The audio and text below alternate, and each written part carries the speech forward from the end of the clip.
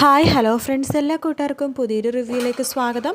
അങ്ങനെ ഗോവിന്ദ് നമ്മുടെ രേഖേനെ വിളിച്ചിട്ട് പറയുന്നുണ്ട് ഗീതുവിന് ഇപ്പോൾ കുഴപ്പമൊന്നുമില്ല, ഗീതു ഓക്കെ ആണെന്ന് പറയുവാണ്. അത് കേൾക്കണം നമ്മുടെ രേഖ സന്തോഷത്തോടു കൂടി കാഞ്ചനയുടെ അടുത്ത് സത്യം പറയുന്നുണ്ട്. ഗീതു ഓക്കെ ആവും, റിക്കവർ ആവുന്നുണ്ടെന്ന് പറയുമ്പോൾ കാഞ്ചനയ്ക്കും വല്ലാത്ത സന്തോഷമാണ്. അതിനുശേഷം വിലാസിന് ഭയങ്കര കരച്ചിലാണ്. ഭദ്രൻ സമാധാനിപ്പിക്കുന്നുണ്ട്. വിലാസിൻ്റെ അടുത്തും ഭദ്രൻ്റെ അടുത്തേക്ക് ഓടി വരുവാണ് നമ്മുടെ പ്രിയ. അതിനുശേഷം പറയുന്നുണ്ട്, ദേ അമ്മേ, ഗീതു ചേച്ചി ശ്വാസം എടുക്കാൻ തുടങ്ങി, സംസാരിക്കാൻ തുടങ്ങി, ആൾക്കാരെ മനസ്സിലാക്കാൻ തുടങ്ങി എന്നൊക്കെ പറയുകയാണ്. ഇത് ആര് പറഞ്ഞു മോളെ എന്ന് ചോദിക്കുമ്പോൾ രേഖ ചേച്ചി വിളിച്ചിരുന്നു, ഗീതു ചേച്ചി ഇപ്പോൾ റിക്കവറായി വരുന്നുണ്ടെന്നാണ് പറഞ്ഞതെന്ന് പറയുമ്പോൾ വിലാസിനിക്കും ഭദ്രനും ഭയങ്കര സന്തോഷവുമാണ്.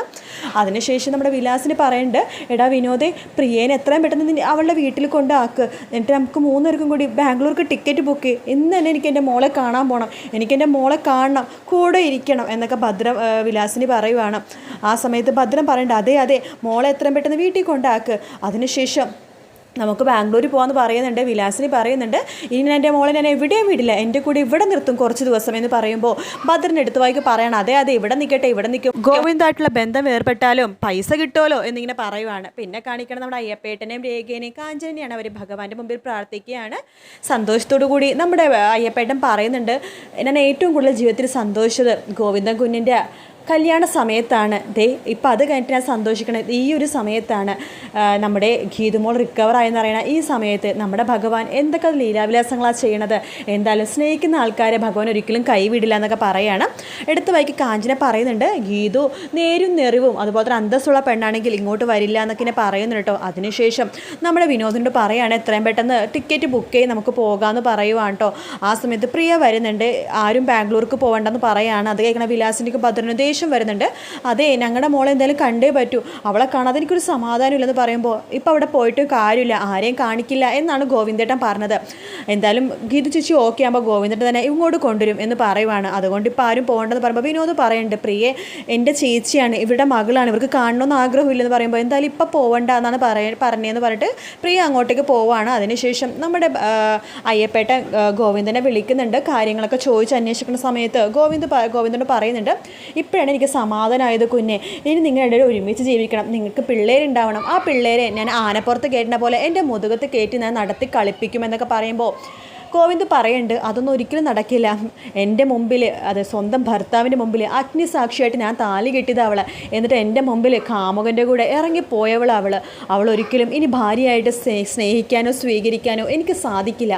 അവൾ എന്നെ കാണുന്നില്ല, അതുപോലെ തന്നെ ഞാനിനി അവളെയും കാണുള്ളൂ എന്ന് പറയുമ്പോഴേക്കും അയ്യപ്പേട്ടൻ പറയുന്നുണ്ട്, കുഞ്ഞ് എന്തൊക്കെയാണ് പറയണേന്ന് ചോദിക്കുമ്പോൾ നമ്മുടെ ഇതെല്ലാം കേട്ടുകൊണ്ട് മഹേഷ് വരുന്നുണ്ട്. ഗോവിന്ദ് പറയേണ്ട, അതേ അയ്യപ്പേട്ടൻ സത്യം തന്നെയാണ് പറയണത്, അവൾ എപ്പോൾ എൻ്റെ മുമ്പിൽ നിന്ന് കാമുകൻ്റെ കൂടെ ഇറങ്ങിപ്പോയോ ആ സമയത്ത് ഗീതു എന്ന് പറഞ്ഞ ഭാര്യ എൻ്റെ മനസ്സിലും ഇല്ല, അവൾക്ക് ഞാൻ ഫ്രണ്ടാണ്, എനിക്ക് അവൾ ഇന്ന് മുതലൊരു ഫ്രണ്ടാണ് എന്നിങ്ങനെ പറയുക കേട്ടോ.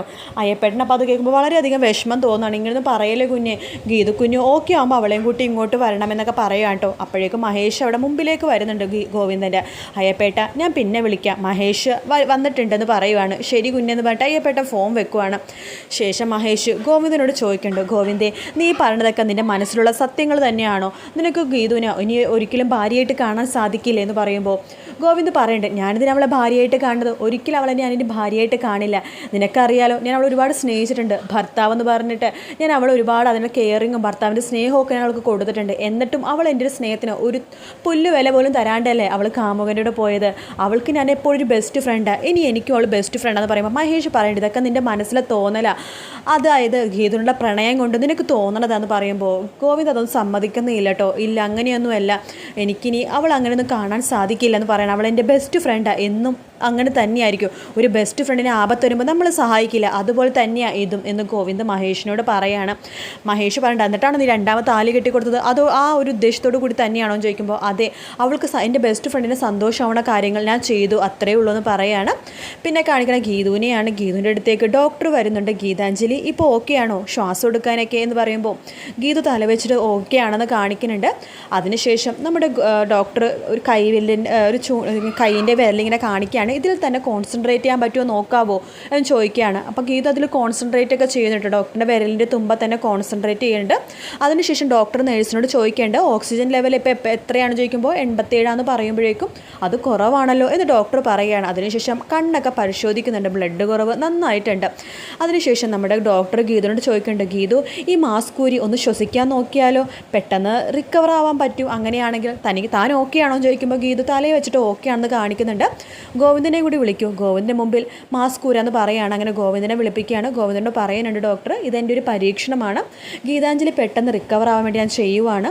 ഗീതാഞ്ജലിക്ക് ഓക്സിജൻ ലെവൽ ഇപ്പോൾ കുറവാണ്, പക്ഷേ എങ്കിലും ഞാൻ ഓക്സിജൻ മാസ്ക് എടുത്ത് മാറ്റണമെന്നാണ് ഞാൻ പറയണത്. അയാൾ തന്നെ ശ്വസിക്കാൻ പറ്റുമെന്ന് എനിക്കൊരു വിശ്വാസമുണ്ട്, അങ്ങനെ ചെയ്യട്ടെ ഗോവിന്ദൻ എന്ന് പറയുമ്പോൾ ഡോക്ടർക്ക് വിശ്വാസം ഉണ്ടെങ്കിൽ അങ്ങനെ ചെയ്തോളൂ എന്ന് പറയുവാണ് കേട്ടോ.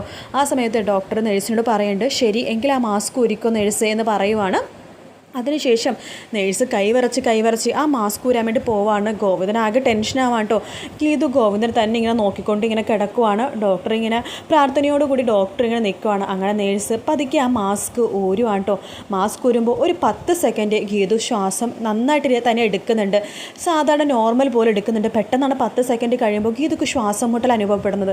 ഗീതു മരണവെപ്രാളം കാണിക്കുവാണ് കേട്ടോ.